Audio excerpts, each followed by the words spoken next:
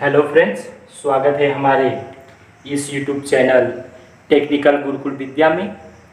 आज हम बात करेंगे क्लास 12 के मैथ सब्जेक्ट से। आज उसका प्रश्नावली 3.1 देखेंगे। तो यदि आपने मेरे चैनल को सब्सक्राइब नहीं किया है तो इस चैनल को सब्सक्राइब कर ले और चित्ता प्रकाशन के सभी सॉल्यूशन दिए जाएंगे। तो आइए हम पहला प्रश्न देखते हैं।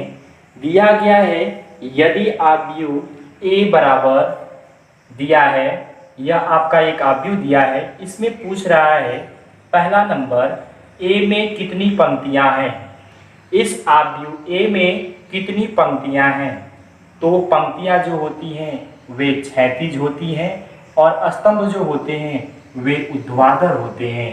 तो हम देख सकते हैं कि इसमें 3 पंक्तियां हैं, 1 2 3, और स्तंभों की संख्या 1 2 3 4 दिया गया है। तो इसमें पंक्तियों की संख्या हम 3 लिख सकते हैं। 3 पंक्तियां हैं, 3 पंक्तियां हैं। और स्तंभों की संख्या को देखा जाए तो हम लिख सकते यहाँ पे कि 4 स्तंभ हैं, 4 स्तंभ हैं। और इसमें प्रश्न नंबर तीसरे में बोल रहा है कि ए का क्रम क्या है। ए का क्रम क्या है। तो यह आव्यूह जो होता है क्रम को देखा जाता है।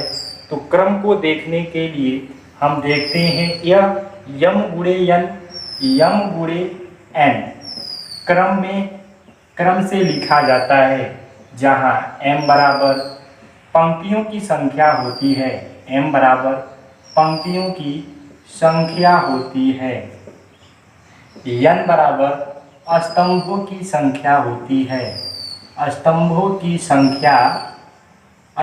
की संख्या होती है। तो इसमें जो हमारी पंक्तियों की संख्या है वह हमारी पंक्तियों की संख्या है वह 3, स्तंभों की जो संख्या है वह 4 है। लिख सकते हैं 3 गुणे 4 क्रम का आव्यूह है, 3 गुणे 4 क्रम का आव्यूह है।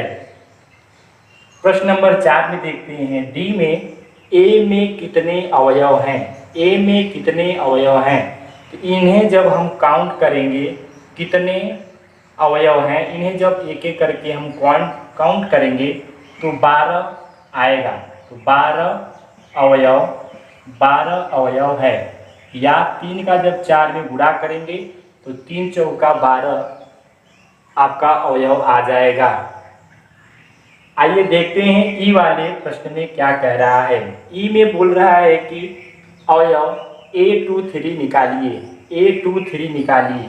A23 का मतलब यह हुआ, A23 का मतलब यह हुआ कि 2 जो है हमारी पंक्तियों की संख्या है और 3 जो हमारा वह स्तंभों की संख्या है। तो 2 का मतलब कि दूसरी पंक्ति में जाना है। तो यह पहली पंक्ति हो गई, या दूसरी पंक्ति में जाना है। और 3 का मतलब तीसरे स्तंभ से हमको नीचे आना है। पहला दूसरा तीसरा स्तंभ से नीचे आएंगे, दूसरे पंक्ति से आगे जाएंगे तो 1 पे ये दोनों मिलेंगे। तो -1 हमारा इसका आंसर होगा, -1 हमारा इसका आंसर होगा।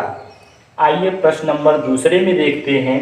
यदि एक आव्यूह में 12 अवयव हैं, यदि एक आव्यूह में 12 अवयव हैं तो उस आव्यूह के सभी संभव क्रम लिखना है, सभी संभव क्रम लिखना है।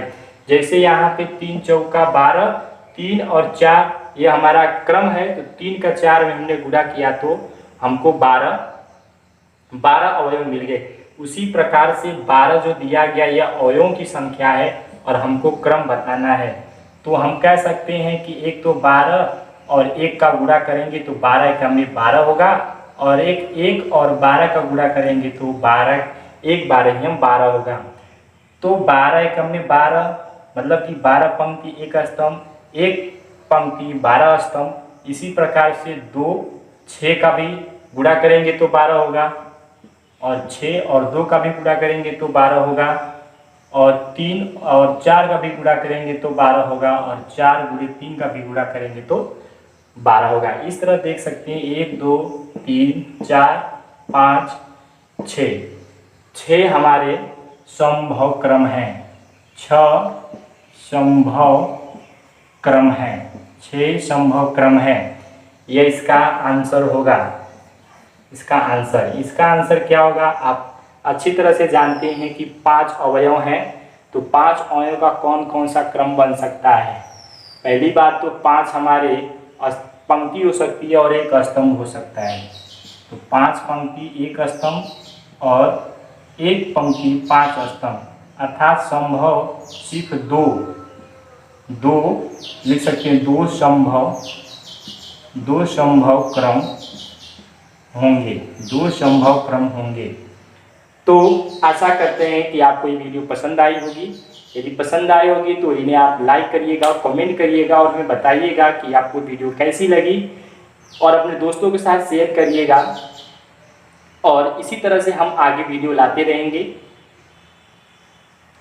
Thank you.